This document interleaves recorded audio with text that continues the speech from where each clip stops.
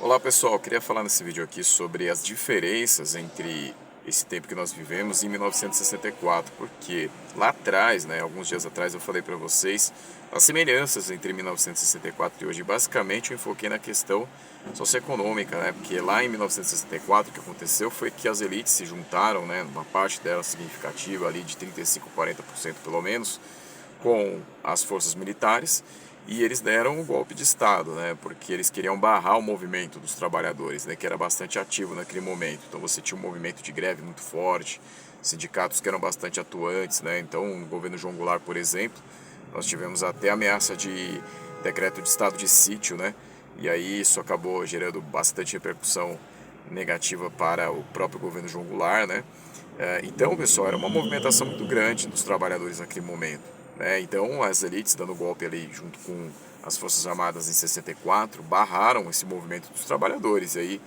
aí enfiaram goela abaixo dos trabalhadores todo o arroxo da ditadura, Agora, qual é a diferença daquele tempo para hoje, pessoal? A diferença, pessoal, é que você tinha todo um contexto internacional que viabilizava o golpe de Estado, Porque os Estados Unidos, eles apoiaram o golpe. Então, nos anos 2000 se descobriu que os Estados Unidos tinham uma operação já preparada caso os militares aqui no Brasil não conseguissem dar aquele golpe.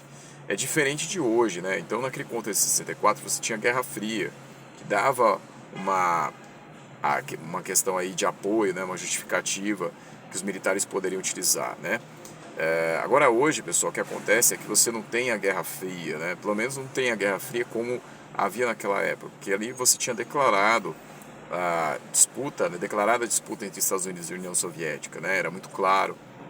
A polarização internacional era muito forte. Hoje existe até uma disputa dos Estados Unidos com a China, dos Estados Unidos com a Rússia, mas é de outro nível, Porque, por exemplo, você não tem a presença tão forte aí militarmente da Rússia pelo mundo, Você não tem, por exemplo, a China militarmente tão forte pelo mundo. Então o que acontece? A União Soviética tinha satélites, A China até os anos 60 foi o país que ainda se relacionou com a União Soviética, depois teve um racha entre eles. Mas a União Soviética, por exemplo, se envolveu na crise dos mísseis em 62, Então, em 59 teve a Revolução Cubana, em 62 a crise dos mísseis ali no território cubano, bem próximo dos Estados Unidos, Então, os Estados Unidos tinham todo esse arsenal de justificativas para apoiar golpes, Na sua esfera de influência aí na América Latina, no caso, Porque vários golpes aconteceram. Hoje, pessoal, a situação é diferente. Então, o que acontece é que os Estados Unidos, como eles estão perdendo terreno no Oriente Médio, como eles estão perdendo terreno em várias situações, por exemplo, no leste europeu, a gente tem agora a ação da Rússia, então é provável que eles queiram manter esses países agora aqui sob sua alçada, sua alçada geopolítica, como a América Latina, por exemplo, aqui o conjunto dos países da América Latina, numa situação estável. Então não é interessante para eles, talvez, que aconteça um golpe que venha a causar distúrbios na sua esfera de influência mais próxima.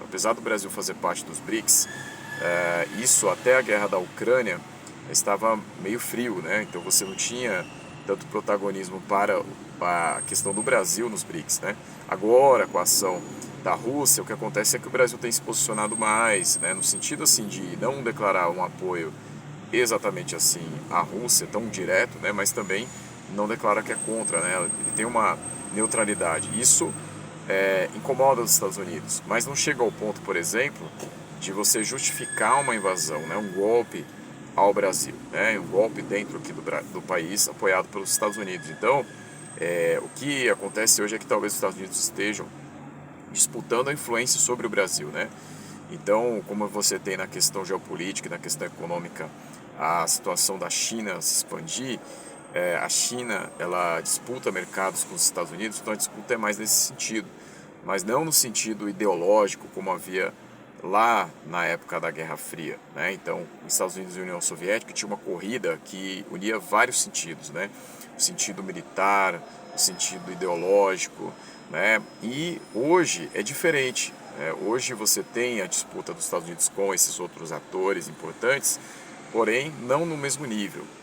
Então, na Guerra Fria, isso tinha uma outra característica, Então, pessoal, basicamente essa é a diferença, Então, talvez essa questão de tentativas de golpe hoje na América Latina, se acontecerem, elas não terão o apoio dos Estados Unidos provavelmente, né? Não neste momento, por exemplo, né? Dessa forma, não vai ser parecido com o que aconteceu lá em 1964, porque não há esse cenário igual ao de 64, né? Não há o cenário da Guerra Fria.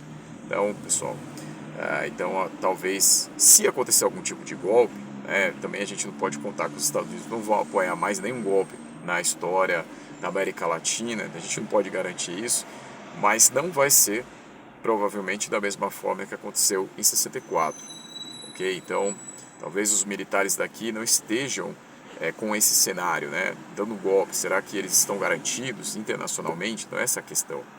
Então, se acontecer esse golpe, porque na história a gente nunca pode dizer que não vai acontecer, se acontecer, vai ser a revelia desse cenário internacional. E talvez não seja uma situação que garanta muito sucesso duradouro para esse golpe, né?